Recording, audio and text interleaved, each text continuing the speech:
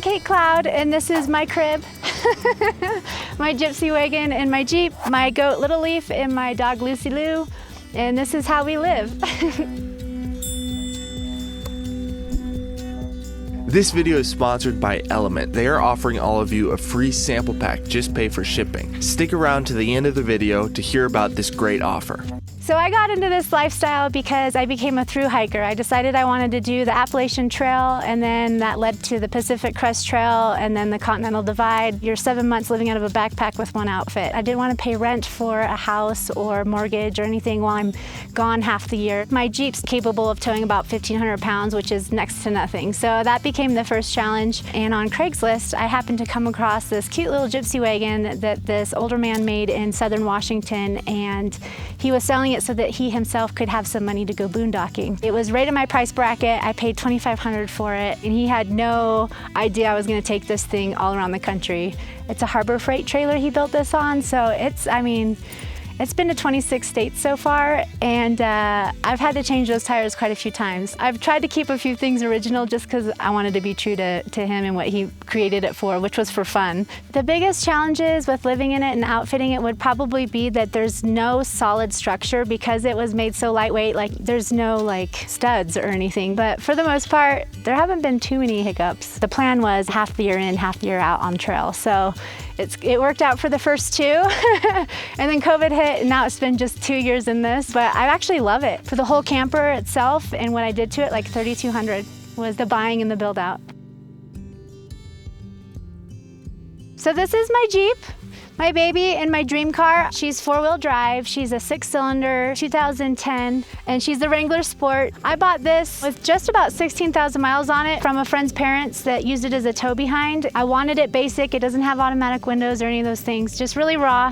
And since I've had it, I've put the rock sliders on, the front bumper, and just recently added this in the basket. My plans for this Jeep, because it is my dream car and I want it forever, I want to put a diesel in it. And everybody laughs at me, but I mean, they go for like 600,000 miles. Their tow capacity is way greater. I'll have to switch out the suspension and everything, of course. And everybody laughs, but I want to do something like hefty, like a 7.3. So if anybody knows how to do that and wants to do that as a project someday, hit me up, because that's what I want to turn this little beast into. And then that will get bigger. My front area I have separated from the back. So I have put up this mesh barrier so the animals have the whole back of the Jeep. The front, I put this because they're constantly jumping in and out. A bunch of my toys that I cannot give up, like my paddleboard, the dog food, stuff like that stays up here just so they don't get into it. Bears can't get into it in here. They're a little casa. And basically, I have a big sheepskin blanket under here so it's nice and cushy for them. My goat gets attached to this since they don't have the seatbelt system for animals that's ever very suitable. This is all waterproof, so if we do have any accidents, I can take this out and just wash it. Behind here is actually my spare tire for my gypsy wagon, and I have some blocks so that my wagon doesn't roll behind here on this side, and a gas can just in case. One of the things I do want to change, since this is a Harbor Freight trailer, is I'd like to weld a bar across here just to give it some more structure, and then maybe be able to put my spare tire right here. I have to be careful with the turning of the wheel well, but I don't even have a bumper right now because of this rack, so you know, all in good time. And then down here, this little cubby, this is my junk drawer slash tool shed slash laundry room. Fuel for my heater, all my tools. I even have a vacuum in here. My portable shower's in here. It's the REI pocket shower. It's basically just a bag that you fill up and let the sun do the work in warming it up, if that even happens, which has not worked for me yet. And then it's just got a little compartment that like lets it out. And then this is my waterproof case that I've never used, but of course you should store your shower in a waterproof case because that makes sense. Moving along this way, my advertising, you know, got to use up all the space properly. My YouTube channel, which I promote my hiking and my art on, and living like this now, and my goat, she has her own Instagram. And TikTok, I suck at TikTok, but we're trying. And then basically this is the main part. We'll go around to the other side before we get inside. So this was a little cubby that was originally designed to hold merch. 2 days ago, I had a bear break into here. I keep my gas cans, my cooking utensils, and dry storage food in here. I did have some really cool shelving in here and everything, and this would come down perfectly flat, and I'd kind of cook my food here with my stove, just like I would on trail stoves and stuff like that. I've got a backup. I even have a mini grater for garlic. We do some high-end cooking here. Little Slap Your Mama and Potato Slayer. I took this pot across the entire Appalachian Trail and the entire Pacific Crest Trail, and this will also be my pot when I hike the Continental Divide, so it's sentimental, but also it ain't broke, so why fix it, right? I don't know, it's pretty bad. I probably wouldn't feed anybody else out of that. But then I also have this frying pan, which I use quite a bit. The bear definitely made a mess of this, and it used to be a lot nicer. So this is all dry storage. Here we have the door, and this is actually something that I would change if I rebuilt this. It's not that structurally strong. But anyway, so coming inside, so I have a little door hook I added here. I have things like my workout band or stretching. When you hike a lot, stretching is a big deal. My day pack. Being an artist, my box of paints is constantly flexing in size and amount. So these two things move around quite a bit. And with that, let's hop inside.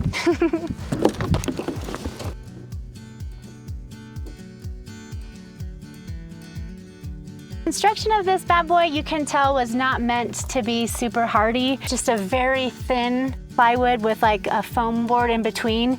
And then every once in a while there's like a 2x2. But for the most part, this place is made like with the basic of the most basic. So I can't really drill things into anything. My best bet are the window frames. So I was able to put up these little curtains and stuff just to add to the privacy. But the structure is very simple, very, very simple. I added this cork because of condensation. When I'm in really dry areas, I get the cracks in between.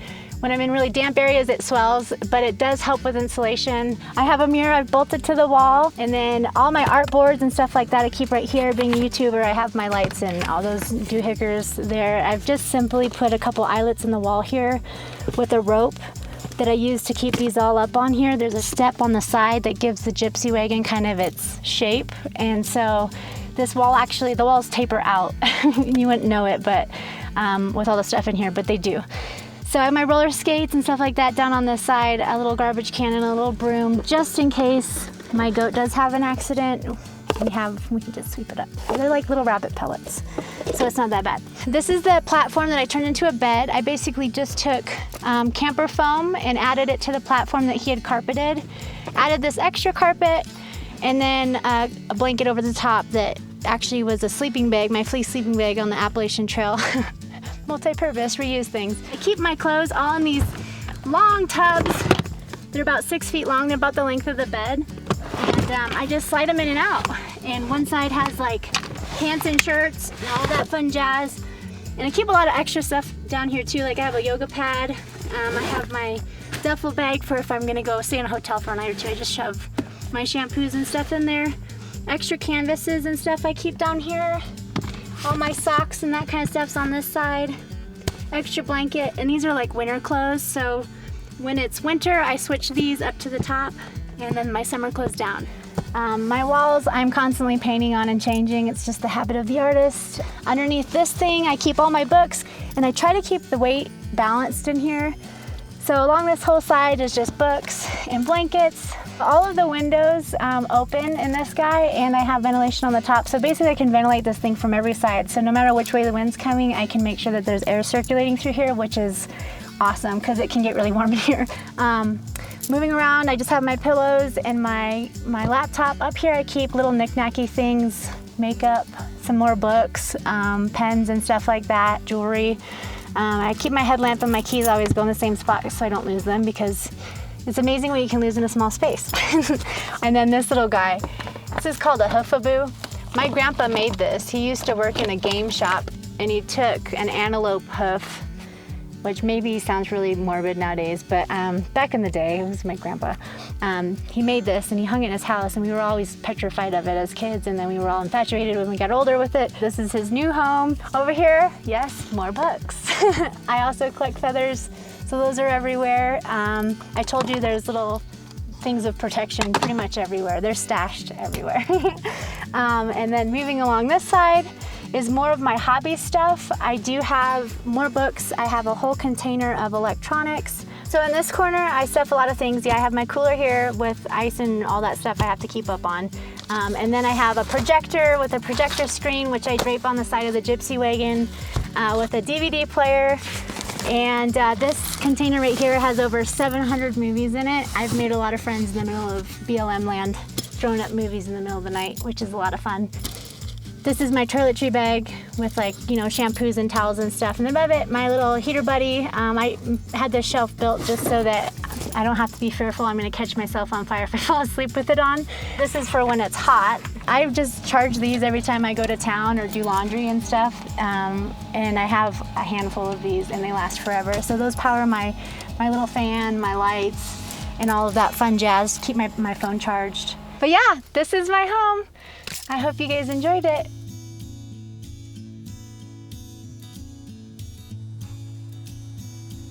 I know there's always threats and dangers, but I've just learned in life that if you constantly focus on things, you won't get anywhere. You won't see anything and you won't experience anything. So there just comes a point when you have to pick and choose your battles.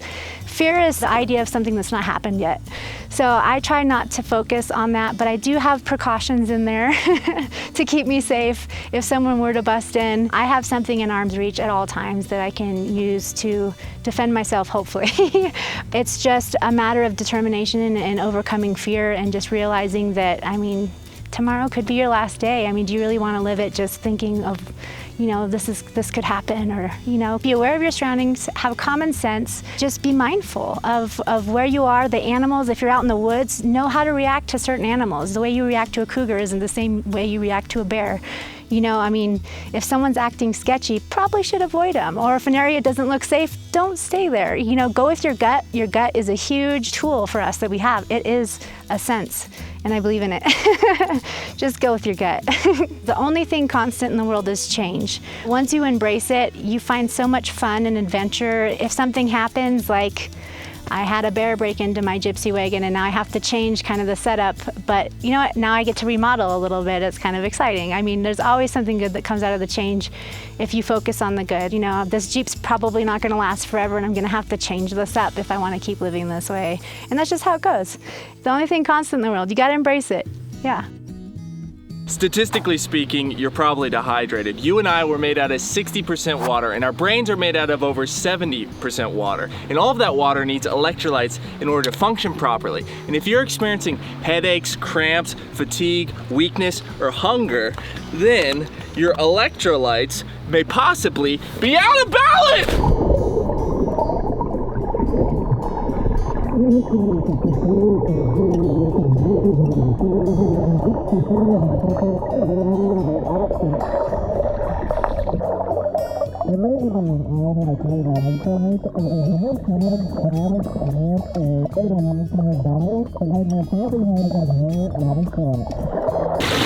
I use Element, and so do many USA Olympians, NBA, NHL, and NFL athletes, and many everyday people who are looking to optimize their health. And lucky for you, Element is offering you a free sample pack. Just pay for shipping so you can try it out and see how it feels for yourself. And if you don't like it, then you can just give the rest of it away to your friends, and Element will send you your money back, no questions asked. So it's totally risk-free. So check it out. Go click the link in the description and go to drinklmnt.com/FLORB and get your free sample pack today. Thank you for watching and have a great week.